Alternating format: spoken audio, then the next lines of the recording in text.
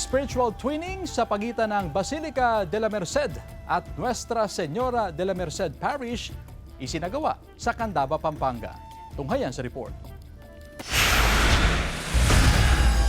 Isang makabuluhang hagbang sa pagpapalalim ng pananampalatayang Katoliko ang isinagawa sa Candaba, Pampanga.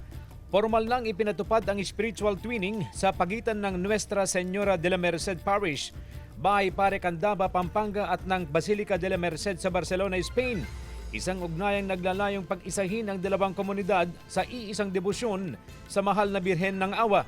Pinangunahan ang seremonya ng Apostolic Nuncio to the Philippines na si Archbishop Charles John Brown. Because today you establish this very important link, this connection between your beautiful parish here and the very famous Basilica in Barcelona dedicated to Our Lady of Mercy.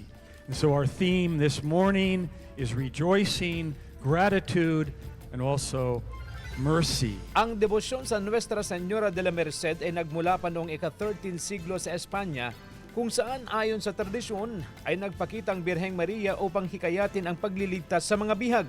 Kalaunan, dinala ang debosyon sa Pilipinas noong ika-18 siglo at umusbong sa Pampanga sa pamamagitan ng mga misyonero at mga ulat ng himala.